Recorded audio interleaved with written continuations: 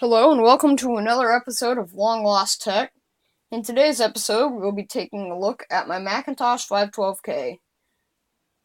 But first, I have a quick announcement to make. Sorry for the lack of tech-related videos lately. I just haven't had a whole lot of time to make new videos and haven't had anything to make a video about. But I do have a few new videos coming down the pipe, so stay tuned. Alright, back to the video. So this is my Macintosh 512K, released in 1984 for the price of $2,800. It has a Motorola 68000 CPU running at 8 MHz and 512 kilobytes of built-in memory, hence the 512K in the name. So let's take a look at the machine itself in all of its yellowed plasticky glory. On the front, we have the built-in 3.5-inch floppy disk drive here. And above it is the built-in 9-inch black and white CRT. There. And down here is where you plug in the keyboard. And there went the mouse. If you look down here is a little knob that you use to adjust the brightness. Let me pick my mouse back up here. It kind of fell. There we go. Right? So, yeah.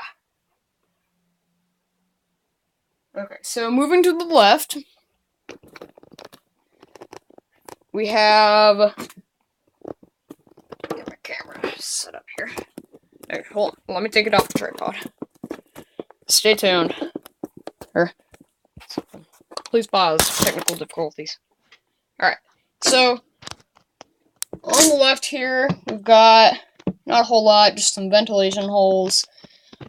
If you do notice the two larger holes there, or maybe it's three, back behind there is the reset and interrupt buttons. Moving to the front and the back, actually. Let me get my camera back on the tripod and get my laptop moved. I'm reading the script off of it. Yeah, finally scripted videos, I know, right? I'll have to edit all this.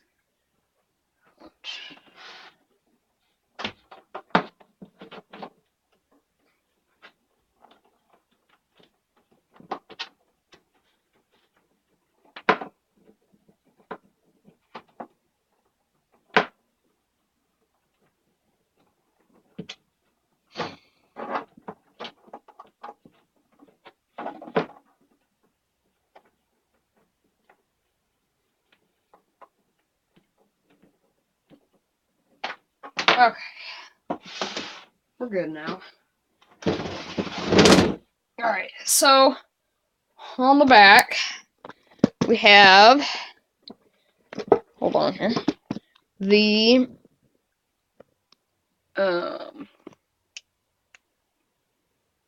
signature feature of the Macintosh line, the carrying handle. Back in there we have some more vents and the two Torx screws holding the machine together. Two more vents, the Macintosh 512K badge, and colorful rainbow Apple logo. Here we have the battery compartment, which houses the battery that keeps the clock inside, right? Unfortunately, mine had the battery left in it, and then it started corroding. Fortunately, we pulled the battery the minute we got it, no damage was done to the circuit boards. We have power switch, pretty self-explanatory, AC in there, and some additional information there. So, also here we have a little slot in which you can put a lock to keep your Macintosh from wandering off with some stranger. Which would have been important considering that this thing is worth $2,800. What would have been back then. Looking towards the ports, we have the other two Torx screws there. Mouse connector there, external floppy drive, printer, serial, or really it's a modem, and then audio out. So, moving to the right, there's nothing, just some more vents. And yeah, so now we're back around to the front. I'm gonna get the keyboard and mouse and the disk drive and the power cable plugged back in so we can take a look at it. And my keyboard here is not in the best of shape, and it's missing the R key. Oops. And it's dirty. Oh, and the keyboard also has a lock slot on it. There. The same one that's on the back of the Mac. This is kind of, like, not a very good keyboard. It has this weird connector, which kind of looks like the same connector you use for your telephone. Trust me, it isn't. Do not use a telephone cable for the keyboard on here. You will fry the keyboard or the Mac or both. They are different wirings. Let me get mouse and stuff plugged back in.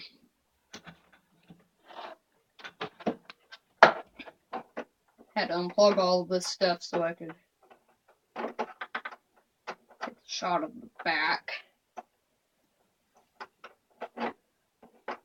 This is not being cooperative. And fun fact for you, the internals of an original Microsoft PC mouse and the Macintosh mouse here are the same.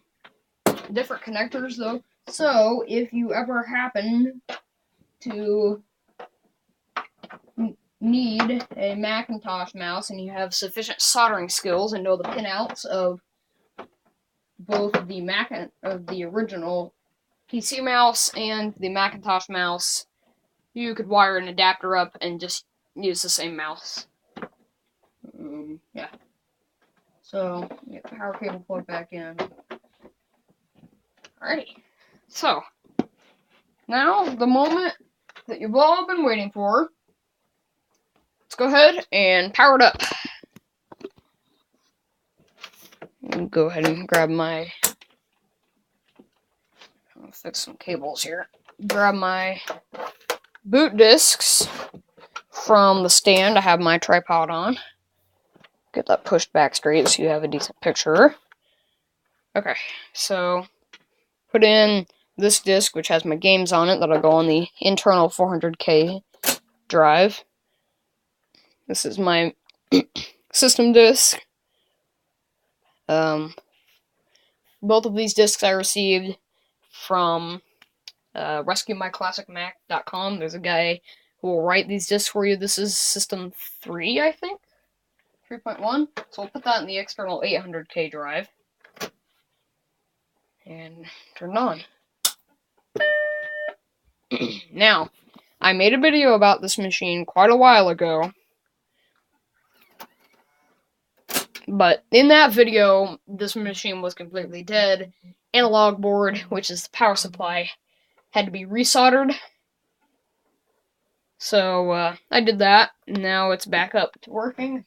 Is that any better? Lighting has never been good on my channel, but it's particularly bad today. Okay, so you see that white bar going down the screen? Ignore that. That's because the monitor is going, like, refreshing way slower than the camera. So, there's nothing wrong with the Mac, it's just that. So, it, for some reason, boots up to the mini finder. I'm going on the normal finder here.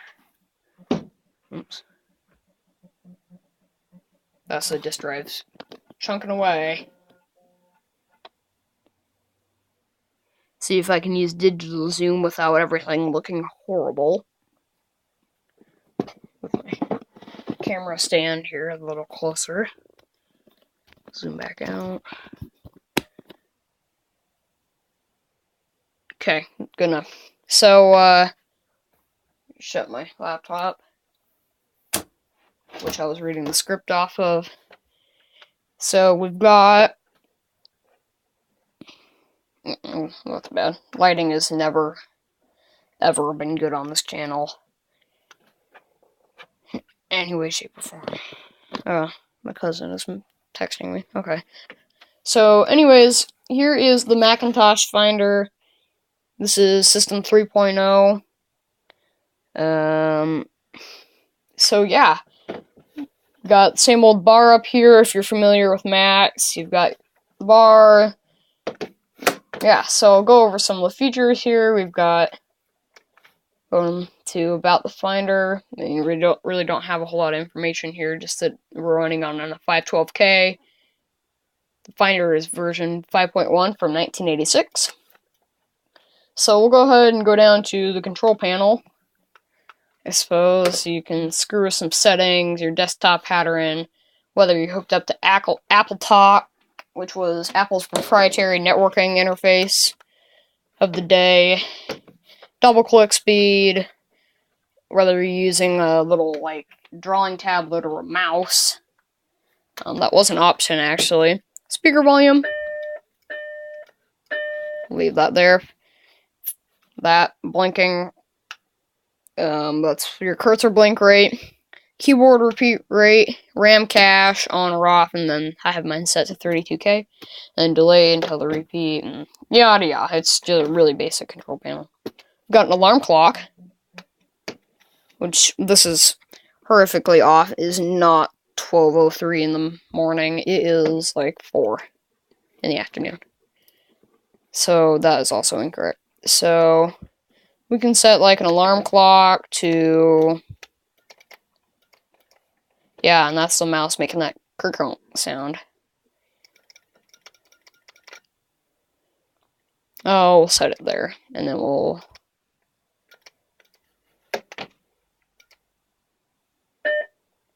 As you can see, when it hit 40, it beeped, and now the Apple icon is blinking, and it will continue to bleep until you open alarm clock and turn the alarm off. Now we've got calculator. Pretty obvious. It's a calculator.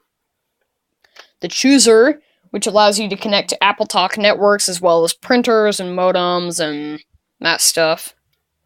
You've got keycaps, which is a very early on-screen keyboard.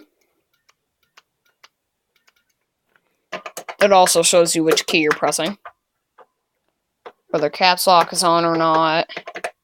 So that's pretty cool.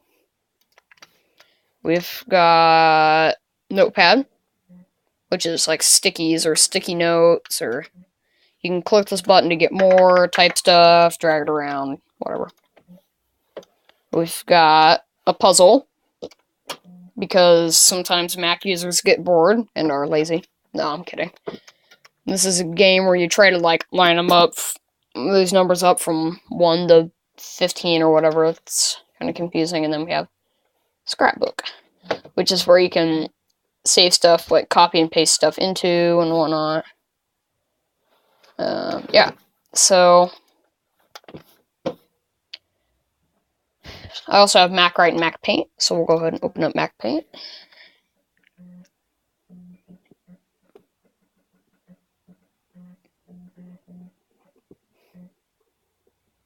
So we'll just draw something here. This mouse is horrific, and I'm not very good with drawing with a mouse. Like, I'm not doing that slanty thingy right there. That is the mouse. There. It's beautiful. So this is just kind of obvious, pretty basic. You do have like a fill bucket, and you can choose different patterns down here. Let's go with this brick one. There. Beautiful. You can go ahead and like erase something, and then if we draw a circle, we can fill in a pattern inside of the circle, just like that. So that's that. That's basically just... Oh, and then you can blow it up, I guess. That's interesting. So that's Mac Paint in a nutshell. You know, it's like Paint, but for the Mac.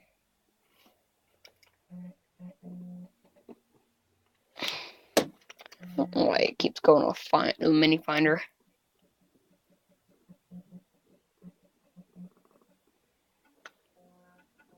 So also on this disk I have MacWrite, which is a pretty basic word processing application for the Macintosh. Just,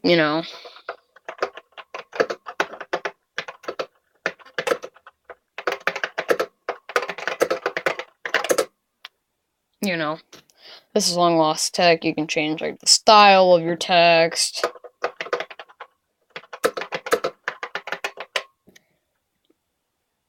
Whatnot. So that's cool. Also print to your printer, obviously.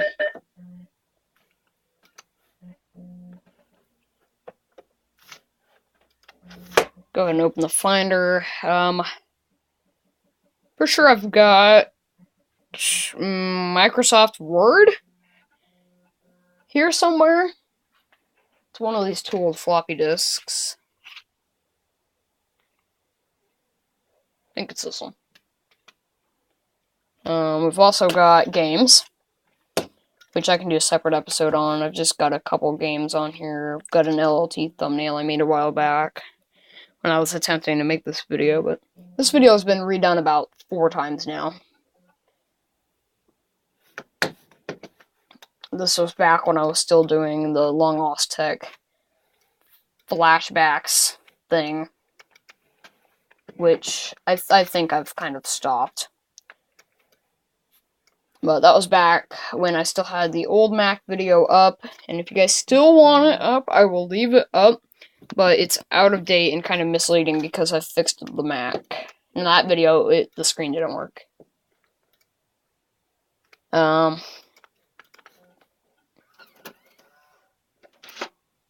guess I'll put my Word disk in there. This is like the only discs I have for this thing. I don't have another old Mac to write stuff with. Excuse me.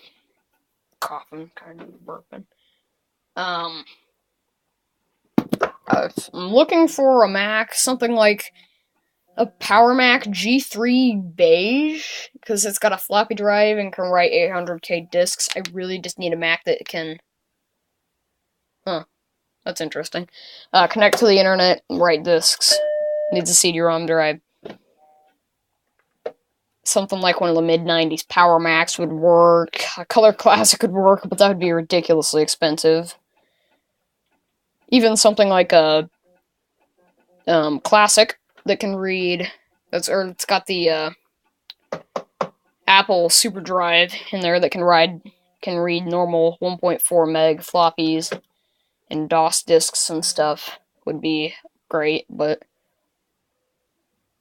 everything Mac is expensive, so what's the point? I think that's about it for this episode. Guess we'll go ahead and shut her down. But, also, quick tip. On your Mac, if you can't get discs to come out, on startup, you hold down the mouse button. It works sometimes. And it'll eject all discs in internal external drive. So, goodbye, Macintosh. That's it for this episode, and thanks for watching.